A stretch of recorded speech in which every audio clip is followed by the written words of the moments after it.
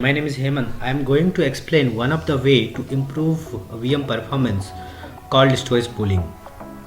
So agenda will be understand throttling at different levels and get higher disk throughput using storage pooling, and same thing can be seen in the demo.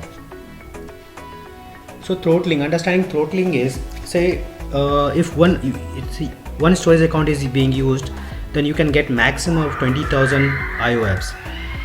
And it can also throttle at the virtual machine level. So for an example, if you are selecting a standard D2 V3, you can get maximum of 3000 IOFs.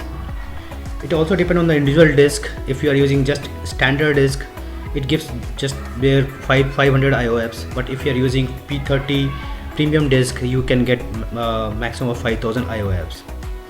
So if you can see this below configuration, you can get maximum of 3000 IOFs because it will throttle at the VM level. So we are going to evaluate individual P30 disk, where we can get maximum of 500 IOFs and 200 MB per second throughput, and we'll seek storage with storage pooling with two P30 disk. We should get 2 terabyte of space and better than 5000 IOFs throughput, and better than IOFs, and then more than 200 MB per second throughput.